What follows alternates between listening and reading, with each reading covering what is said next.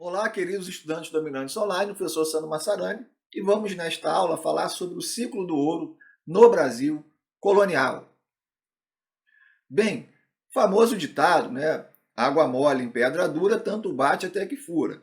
Ou seja, os portugueses, né, e os bandeirantes, eles não descansaram enquanto não encontraram metais preciosos aqui no Brasil. Né? Então, desde a chegada, desde o período pré-colonial, que haviam expedições, depois intensificadas com as bandeiras, e no final da década, né, início, né, da década de 1690 e para depois o século XVIII, nós vamos ter aí, né, grandes quantidades de ouro sendo encontradas na região das Minas Gerais e também do Centro-Oeste. Interessante que boa parte, né, do ouro encontrado no Brasil é chamado ouro de aluvião, ou seja, o ouro do leito dos rios, como esse desenho, né, do grande artista germânico Rugendas mostra para a gente, né, um ouro de garimpo no leito dos rios e feito majoritariamente, né, pela mão de obra escrava. Vamos analisar, né, todo esse momento aí, as características, né, do ciclo do ouro. Começando pela sociedade.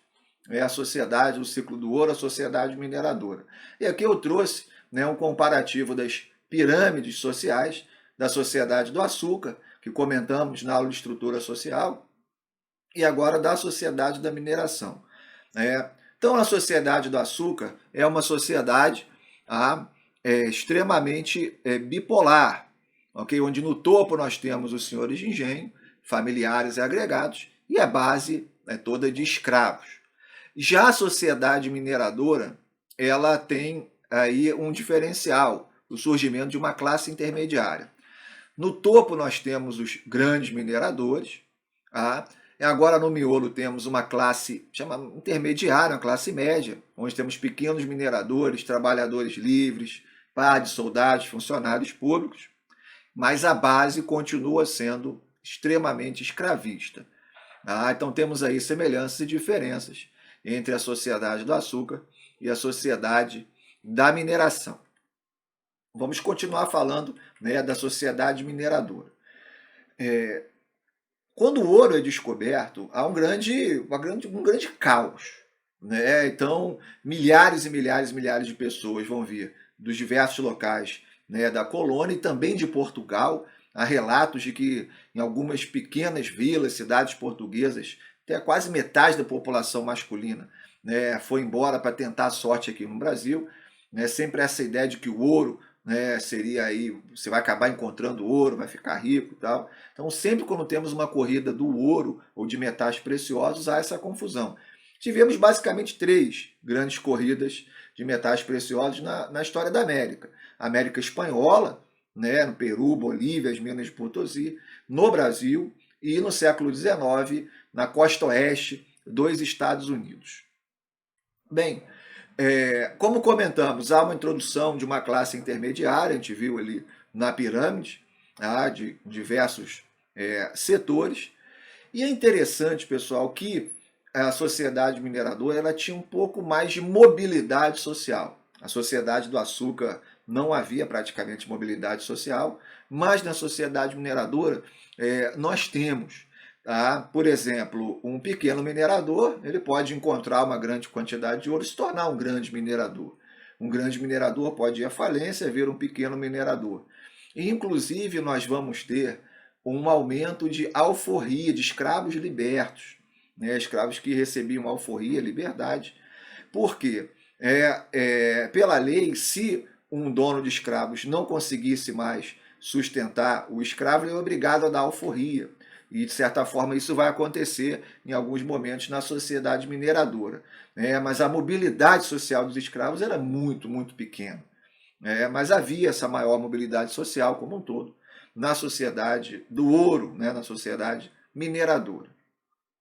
E quais foram as consequências para o Brasil desse ciclo do ouro? Vamos comentar aí. Primeiramente, maior urbanização. A sociedade do ouro é uma sociedade urbana. Né? Vão surgir cidades, né, para que as pessoas possam ir para essas cidades e se preparar para a exploração, né, do ouro. Então, ao contrário da sociedade do açúcar, que é uma sociedade praticamente exclusivamente rural, a sociedade urbana do ouro mineradora é uma sociedade mais urbana.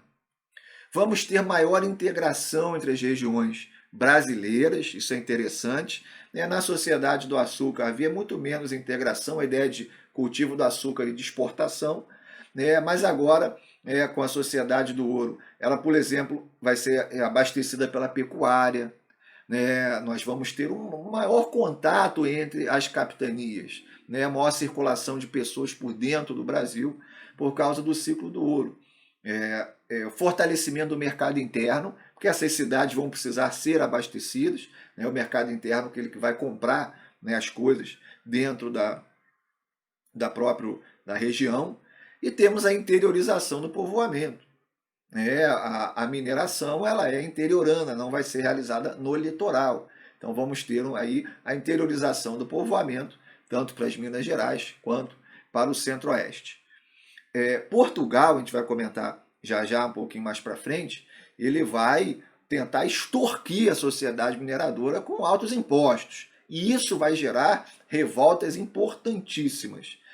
Tanto revoltas que procuravam ajustar, reivindicar coisas mais locais, quanto revoltas maiores que vão defender a separação das Minas Gerais de Portugal, a famosa Inconfidência Mineira. Vamos ter, dentro do ciclo do ouro, uma intensa produção cultural, um barroco tardio. Isso é muito interessante, muito estudado nas artes. Aí a figura do grande escultor Aleijadinho vem à mente, mas há muitos outros, a construção também de igrejas. E o barroco mineiro é um barroco tardio, ou seja, já havia tido o barroco na Europa, utiliza materiais diferentes, é um barroco único no mundo, e por isso, sim, muito bem estudado e analisado, não somente aqui, mas também em outras regiões do mundo, como algo bem peculiar desse contexto brasileiro. Vamos ter a transferência da capital de Salvador para o Rio de Janeiro, pelo Marquês de Pombal. A gente vai analisar o Marquês de Pombal em uma aula posterior. Então tem um pouco a ver também com o ciclo do ouro, já que o Rio de Janeiro era mais próximo das Minas Gerais do que Salvador. Mas a razão principal, pessoal, da transferência da capital foi buscar maior proteção ao sul. A gente vai ver isso. E há uma mudança do eixo econômico, do Nordeste para o Centro-Sul. O Nordeste, como comentamos em outra aula, ele vinha numa espiral de decadência por causa da expulsão dos holandeses, da concorrência dos holandeses com o açúcar nordestino, e agora com o ciclo do ouro, o eixo econômico vai ser transferido para o Sudeste, por exemplo. A produção de açúcar nunca parou, a produção de açúcar ela era fundamental. Mas com o ciclo do ouro, com a mineração, nós começamos a ter aí um eixo econômico se movendo para o Centro-Sul. E é interessante, tem a frase do Antonil, do famoso jesuíta, que ele vai dizer o seguinte: a mineração deixou buracos no Brasil, igrejas em Portugal e fábricas na Inglaterra. Tá? Ou seja, buracos no Brasil porque nós praticamente não nos beneficiamos da mineração. Igrejas em Portugal, porque o ouro foi encontrado uma quantidade enorme, pessoal, de ouro no Brasil, até praticamente 1750, 60, depois foi se extinguindo. Mas Portugal também não soube, vamos dizer assim, aproveitar e se desenvolver a partir desse ouro. E aí fala-se, construiu igrejas muito bonitas com ouro brasileiro, mas não foi muito além disso. E quem teria se beneficiado muito do ciclo do ouro teria sido a Inglaterra, que acabou utilizando, vai receber muito desse ouro por trocas, negociações e acordos comerciais, e vai acabar financiando a Revolução Industrial. Pode ser que essa frase seja um pouco exagerada, mas não é tão longe da realidade assim. Bem, Portugal ele vai realizar uma pressão enorme para poder sugar o máximo possível da sociedade mineradora em impostos. Qualquer indivíduo praticamente podia explorar o ouro. Ele recebia uma autorização, um pedacinho de terra chamado de data, dependendo da sua influência, e ele poderia ali explorar o ouro. O que vai acontecer é que Portugal, então, vai procurar de todas as formas ampliar o seu domínio sobre a região para poder obter o máximo possível dessa exploração aurífera. vai criar em 1702 a Intendência Geral das Minas, né, um órgão responsável pela fiscalização, tá, e controle, né, dos impostos sobre a região do ouro. E o famosíssimo imposto, né, a partir da Intendência das Minas, a criação do famosíssimo imposto do quinto. O quinto seria 20%. 20% de todo o ouro que você encontrasse obrigatoriamente iria para a coroa portuguesa. Isso vai gerar uma insatisfação enorme. E aí é interessante o seguinte, a maior parte do ouro brasileiro era ouro em pó. O ouro, como comentamos, no leito dos rios, de aluvião. E aí Portugal vai proibir, para evitar o contrabando, já que agora está partindo para cobrar o quinto, começa a aumentar muito o contrabando. Temos aí os famosos santinhos de pau oco, né, do pau oco, onde colocava-se o ouro dentro de imagens religiosas, né, para fazer o contrabando. Então começa a aumentar muito o contrabando do ouro em pó. E Portugal vai proibir, então, a circulação de ouro em pó. Todo o ouro teria que ir para uma casa de fundição, onde o ouro seria fundido, derretido, né, em barras, colocava-se o selo, né, do rei e retirava-se o quinto. Então as casas de fundição vão pegar ouro em pó, derreter. Aqui temos, né, barras, né, da época feita a partir das casas de fundição, porque Portugal começa então a tentar evitar o crescimento do contrabando. Há um imposto, né, até raro de ser falado, mas ele causou também muito incômodo na época, que é o imposto da captação, que era o imposto cobrado por escravos, né, que o proprietário tivesse. A captação, ao contrário do quinto, né, ele vai depender da quantidade de ouro que você encontra.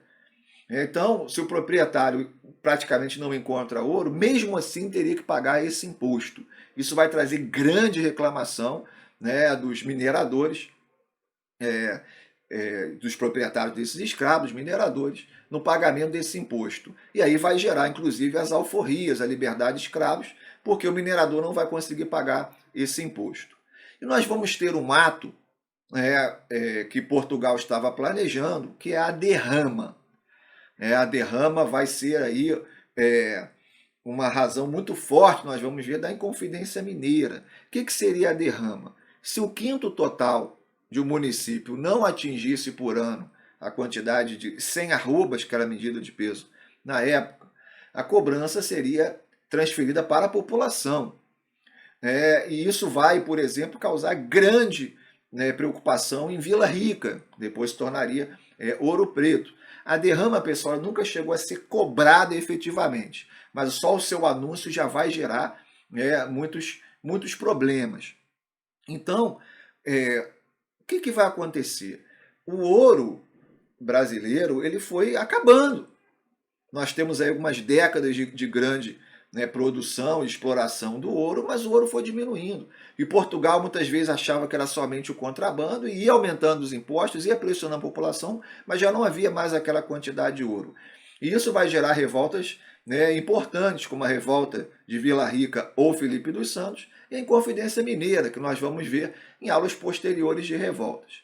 Então, o ciclo do ouro ele vai se finalizar praticamente, né, até o final do século XVIII. É um momento importante da história do Brasil que trouxe diversas consequências, né, que vai moldar muito das regiões, né, centrais do Brasil, né, e centro-oeste e parte das Minas Gerais. Espero que vocês tenham aprendido bastante, bons estudos e até a próxima aula.